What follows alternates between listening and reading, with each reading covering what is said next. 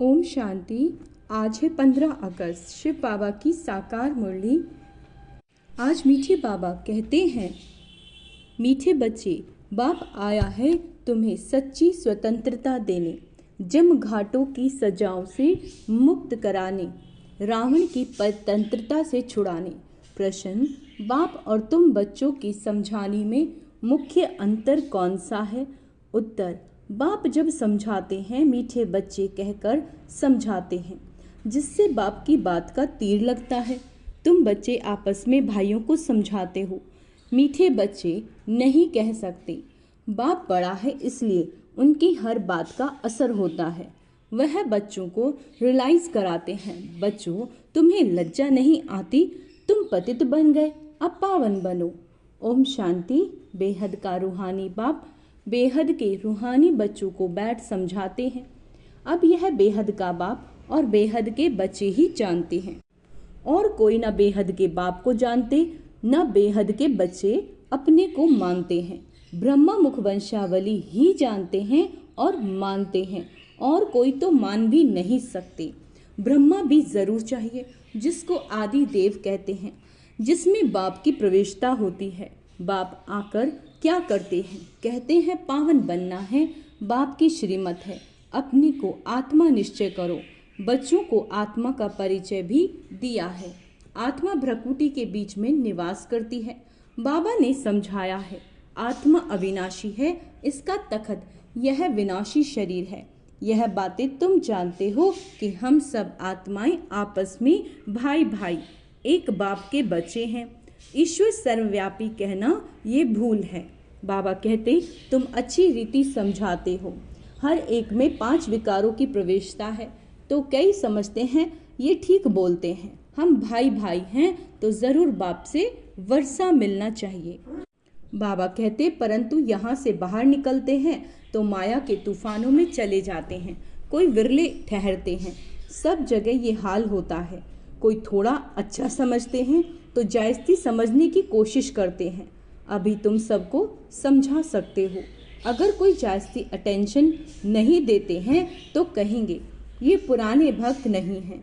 इन बातों को तो समझने वाले ही समझे। कोई तो समझते हैं तो फिर समझा भी नहीं सकते। क्या कहते हैं बाबा? कोई नहीं समझते तो फिर समझा भी नहीं सकते। तुम्हारे पास भी नंबरवार हैं। कोई अच्छा आदमी होता है तो उनको समझाने के लिए ऐसे अच्छों को भेजा जाता है, शायद कुछ समझ जाए। ये तो जानते हैं बड़े आदमी इतना जल्दी नहीं समझेंगे। हाँ, ओपिनियन देते हैं, इनकी समझाने बहुत अच्छी है। बाप का परिचय पूरा देते हैं, परंतु खुद को फुर्सत ही कहाँ है।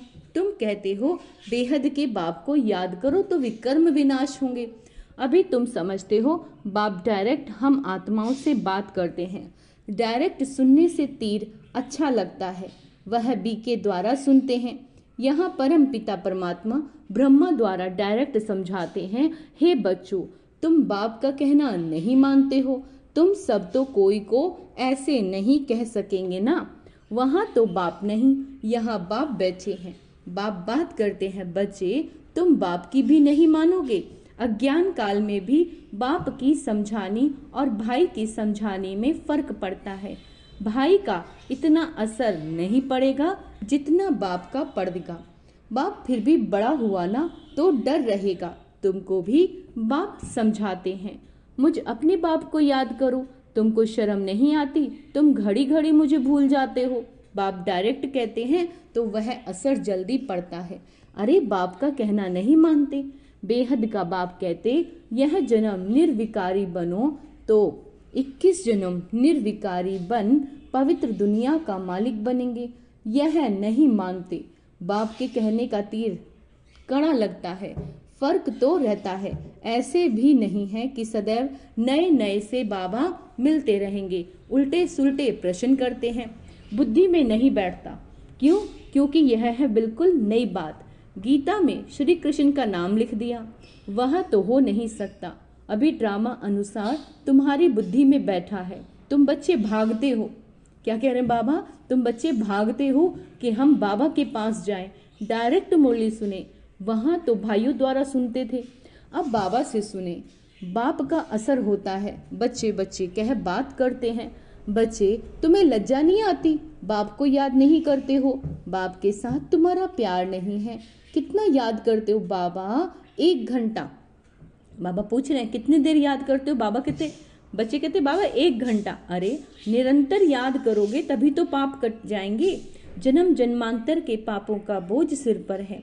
बाप सम्मुख समझाते हैं, तुमने बाप की कितनी ग्लानि की है। तुम्हारे ऊपर तो केस चलना चाहिए। अखबार में कोई के लिए ग्लानि लिखते हैं तो उस पर केस करते हैं ना। अब बाप स्मृति दिलाते हैं कि तुम क्या क्या करते थे। बाप समझाते हैं ड्रामा अनुसार रावण के संग में यह हुआ है। अब भक्ति मार्ग सब पूरा हुआ, पास्ट हो गया। बीच में कोई रोकने वाला तो होता नहीं। दिन प्रतिदिन उतरते तमो प्रधान बुद्धि बुद्धू हो जाते हैं। जिसकी पूजा करते उनको ठिक्कर बित्तर में कह देते। इसको कहा जाता है बेहद की बेसमझी। बेहद के बच्चों की बेहद की बेसमझी। एक तरफ शिव बाबा की पूजा करते है ना, और दूसरी तरफ उस बाप को ही सर्वव्यापी कहते। अभी तुमको स्मृति याद आई है, इतनी बेसमझी की जो बाप की ग्लानि कर दी। अब तुम बच्चों ने समझा है तो अब पुरुषार्थ कर रहे हो बैगर टू प्रिंस बनने का। श्री कृष्ण सतयुग का प्रिंस। उनके लिए फिर कहते हैं 16,000 रानियां थी। बच्चे थे। अभी तुमको तो लज्जा आएगी। कोई पाप करते हैं तो भगवान के आगे कान पकड़ कर कहते हैं, हे भगवान बड़ी भूल हुई, रहम करो, क्षमा करो। है ना, तुमने कितनी बड़ी भूल की। बाप समझाते हैं ड्रामा में ऐसे है, जब ऐसे बनो तब तो मैं आऊं ना। अब बाप कहते हैं मैं तुमको सब धर्मों का कल्याण करना है। तुमको क्या करना है? सभी धर्मों का कल्याण करना है। बाप जो सबकी सद्गति करते हैं उनके लिए सब धर्म वाले कह देते हैं सर्वव्यापी। ये कहाँ से सीखे? भगवानुवाच्य, मैं सर्वव्यापी नहीं हूँ, तुम्हारे कारण औरों का भी ऐसा हाल हो गया है। पुकारते हैं हे पतित पावन, ऐसे पुकारते ना, परंतु समझते नहीं। हम जब पहले पहले घर से आए तो पतित थे क्या? देह अभिमानी बनने के कारण पतित बने। कोई भी धर्म वाला आए उनसे पूछना है, परम पिता परमात्मा का तुमको परिचय है? वो कौन है? कहाँ निवास करते हैं? तो कहेंगे ऊपर में, या कहेंगे सर्वव्यापी। बाप कहते हैं तुम्हारी खातिर सारी दुनिया छठ खाते में आ गई। निमित्त तुम बने हो, सबको समझाना पड़ता है। भले ड्रामा अनुसार होता है, परंतु तुम पतित तो बन गए ना। सभी पाप आत्माएं हैं, अब पुण्य आत्मा बनने के लिए पुकारते हैं। सब धर्म वालों को मुक्ति धाम घर में जाना है, वहाँ पवित्र है। यह भी ड्रामा बना हुआ है जो बाप आकर समझाते हैं। यह ज्ञान सब धर्मों के लिए है। बाबा के पास समाचार आया, किसी आचार्य ने कहा आप सबको आत्मा में परमात्मा समझ नमस्कार करता हूँ। अब इतने सब परमात्मा है क्या? कुछ भी समझ नहीं। जिन्होंने भक्ति जायज़ी नहीं की वह ठहरते नहीं हैं। सेंटर में भी कोई कितना समय ठहरते हैं। इससे समझना चाहिए कि भक्ति कम की है, इसीलिए ठहरते नहीं हैं। फिर भी जाएंगे कहाँ? दूसरी कोई हट्टी तो है नहीं। ऐसी क्या युक्ति रचे जो मनुष्य जल्दी समझ जाए? अभी तो सबको पैगाम देना है, ये कहना है कि तुम बाप को याद करो। तुम ही पूरा याद नहीं कर सकते तो तुम्हारा तीर कैसे लगेगा? इसीलिए बाबा कहते चाट रखो। मुख्य बात ही पावन बनने की है। जितना पावन बनेंगे, बाबा कहते हैं सबका उद्धार करें। बाप ही आकर सद्गति करते हैं। बाप को तो गम और खुशी की बात ही नहीं। ये ड्रामा बना हुआ है, अंडरलाइन करेंगे, ये ड्रामा बना हुआ है। तुमको तो कोई गम नहीं होना चाहिए, क्योंकि जो हो रहा है वही होना है। सिर्फ बाप की मत पर तुम्हें श्रीमत पर चलना है। ये समझानी भी अब तुम्हें मिलती है, सतयुग में नहीं मिलेगी।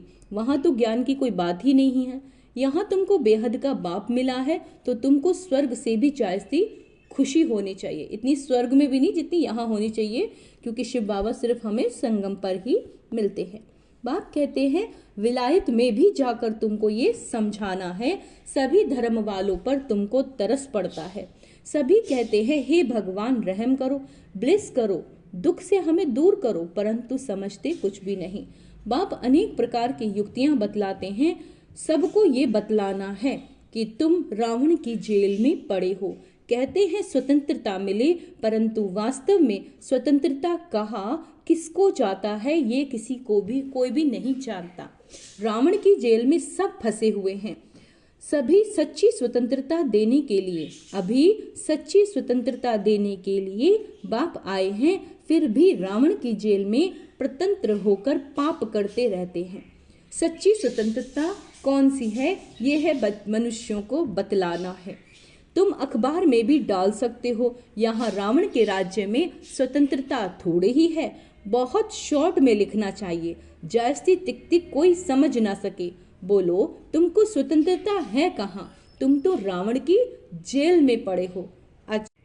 तुम तो रावण की जेल में पड़े हो, तुम्हारा विलायत में भी। फिर से बाबा कह रहे हैं आवाज होगा, फिर झट समझ जाएंगे। एक दो पर घेराव करते रहते हैं, उन्हें समझाते रहते हैं, तो ये स्वतंत्रता हुई ना। स्वतंत्रता तो तुमको बाप दे रहे हैं, रावण की जेल से स्वतंत्र कर रहे हैं। तुम जानते हो वहां हम बड़े स्वतंत्र, बड़े धनवान होते हैं, किसी की नजर भी नहीं पड़ती। पीछे जब कमजोर बने तब सबकी नजर पड़ी तुम्हारे धन पर। मोहम्मद गजनवी ने आकर मंदिर लूटा तो तुम्हारी स्वतंत्रता पूरी हो गई। रावण के राज्य में परतंत्र बन गए। 5 विकारों को बाबा रावण कहते हैं। अभी तुम पुरुषोत्तम संगम युग पर हो, जिस संगम युग पर आत्मा पुरुषों में उत्तम पुरुष बनती है, यानी उसका हर कर्म श्रेष्ठ होता है, वो पुरुषोत्तम संगम युग पर अब तुम हो।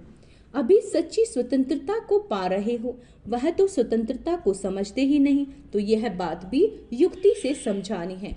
जिन्होंने कल्प पहले स्वतंत्रता पाई है वही मानेंगे, जिन्होंने नहीं पाई, जो सतयुग वाली आत्माएं नहीं होंगी, वो नहीं मानेंगी। अच्छा, तुम समझाते हो तो कितना आर्ग्यू, कितना बहस करते हैं, जैसे कि बुद्धू हैं, टाइम वेस्ट करते हैं, तो दिल नहीं होती बात करें। जो आत्माएं हमारा टाइम वेस्ट करती हैं तो दिल भी नहीं होता। बाबा कहते हैं कि उन्हें कुछ समझाएं। बाप आकर स्वतंत्रता देते हैं। रावण की परतंत्रता में दुख बहुत है, अपरंपार दुख है। बाप के राज्य में हम कितना स्वतंत्र रहते हैं। स्वर्ग में स्वतंत्रता उसको कहा जाता है जब हम पवित्र देवता बनते हैं, तो रावण राज्य से छूट जाते हैं। सच्ची स्वतंत्रता बाप ही आकर देते हैं। अभी तो पराये राज्य में सब दुखी हैं। स्वतंत्रता मिलने का ये पुरुषोत्तम संगम युग है। वहां तो कहते फॉरेन गवर्नमेंट गई तो हम स्वतंत्र बने। अब तुम जानते हो जब तक पावन नहीं बने तब तक स्वतंत्र नहीं कहेंगे, फिर जम घाटों की सजाएं खानी पड़ेंगी। अगर पवित्र नहीं बने, स्वतंत्र नहीं बने, तो जम घाटों की सजाएं खानी पड़ेंगी। और वो कौन सी होती हैं? शारीरिक, मानसिक, आर्थिक रूप से। पद भी भ्रष्ट हो जाएगा और सतयुग में कोई पद भी नहीं मिलेगा। बाप आते हैं घर ले जाने के लिए। बाबा तो सबको घर ले जाएगा, चाहे अपनी इच्छा से जाओ शरीर छोड़ के, या फिर है ना सजाएं खा के जाओ। जाना तो बाबा कहते हैं सबको है। वहां सब स्वतंत्र होते हैं। तुम सब धर्म वालों को समझा सकते हो। तुम आत्मा हो, मुक्ति धाम से आए हो पाठ बजाने। हम सिर्फ यहाँ पाठ बजा रहे, ये हमारा घर नहीं है। हम यहाँ पर क्या है? मेहमान हैं। सुख धाम से फिर दुख धाम में तमो प्रधान दुनिया में आ गए हो। बाप कहते तुम मेरी संतान हो, रावण की थोड़ी ही हो। मैं तुमको राज्य भाग्य देकर गया था। तुम अपने राज्य में कितने स्वतंत्र थे, अब फिर वहां जाने के लिए तुम्हें पावन बनना है। तुम कितने धनवान बनते हो, कितने धनवान। वहां तो पैसे की चिंता ही नहीं होती। भले गरीब हो, वहां पर जो गरीब भी होगा फिर भी उसे कोई पैसे की चिंता नहीं होगी, वो भी बहुत धनवान होगा, बहुत धनवान। सुखी रहते हैं। चिंता यहाँ होती है। बाकी राजधानी में नंबरवार पद होते हैं। सूर्यवंशी राजाएं जैसे बहुत थोड़े ही बनेंगे। इसको अंडरलाइन करेंगे, जो सूर्यवंशी राजाएं जैसे सब थोड़े ही बनेंगे। जितनी मेहनत उतना पद। देखो ये भी कंपटीशन है ना, जितनी मेहनत जो करेगा वो उतना पद पाएगा। तुम सब धर्म वालों की सर्विस करते हो, विलायत वालों को भी समझाना है। तुम सब भाई भाई हो। आत्मा आत्मा भाई भाई होती है। सब शांति धाम में रहते हैं। अब रावण राज्य में हो। अब घर जाने का रास्ता आपको बताते हैं। अपने को आत्मा समझ मुझे याद करो। कितना आसान है। क्या कहते हैं बाबा? खुद को आत्मा समझो और फिर मुझे याद करो। कहते भी हैं भगवान सबको लिबरेट करते हैं, परंतु ये नहीं समझते कि कैसे लिबरेट, है ना, छुड़ाते हैं दुख से। बच्चे कहाँ मूंझ पड़ते हैं, कंफ्यूज हो जाते हैं, तो कहेंगे बाबा हमको लिबरेट कर अपने घर ले चलो। जैसे तुम लोग फागी में जंगल में मूंझ गए थे, रास्ते का मालूम नहीं पड़ता था, फिर लिबरेटर मिला, रास्ता बताया।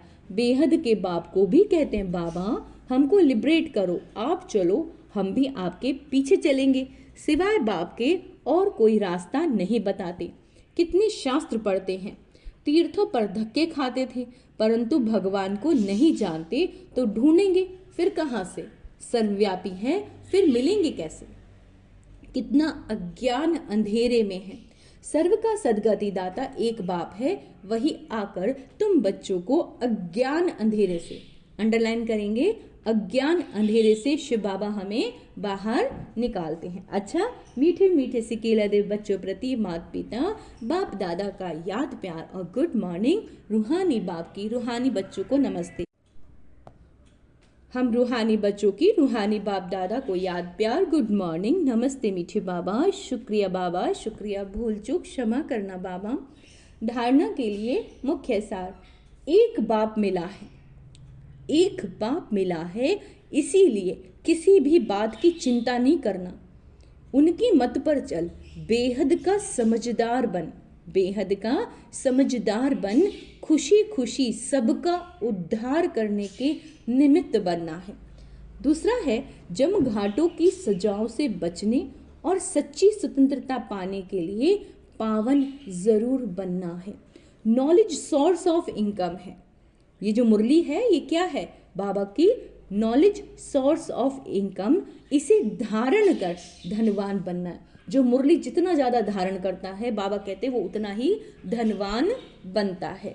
वरदान है नॉलेज की लाइट माइट को से, नॉलेज की लाइट माइट से रॉन्ग को राइट में परिवर्तन करने वाले ज्ञानी तू आत्मा भव। कहा जाता है नॉलेज इज लाइट माइट, जहां लाइट अर्थात रोशनी है कि ये रॉन्ग है और ये गलत है, ये अंधकार है और ये प्रकाश है, ये व्यर्थ है और ये समर्थ है। तो रॉन्ग समझने वाले रॉन्ग कर्म और संकल्पों के वशीभूत हो नहीं सकते। ज्ञानी तू आत्मा अर्थात समझदार ज्ञान स्वरूप कभी ये नहीं कह सकती कि ऐसा होना तो नहीं चाहिए, लेकिन उनके पास रॉन्ग को राइट में परिवर्तन करने की शक्ति होती है। जो नॉलेजफुल आत्मा होगी वो उनके अंदर क्या होगा? गलत को भी राइट में, नेगेटिव को भी पॉजिटिव में बदलने की शक्ति होगी। स्लोगन, जो सदा शुभ चिंतक, जो सदा शुभ चिंतक और शुभ चिंतन में रहते हैं वो व्यर्थ चिंतन से छूट जाते हैं। तो हमें क्या करना है? एक तो सभी आत्माओं के प्रति अच्छा पॉजिटिव सोचना है और शुभ चिंतन यानी अपने आत्मिक स्वरूप का ध्यान करना है, शिव बाबा को याद करना है और लाइट माइट स्वरूप में स्थित होकर रहना है। अच्छा, ओम शांति। तो आज का सोमान अभ्यास करेंगे। मैं ज्ञानी तू आत्मा हूँ, मैं ज्ञानी तू आत्मा हूँ, मैं शुभ चिंतक आत्मा हूँ। ओम शांति।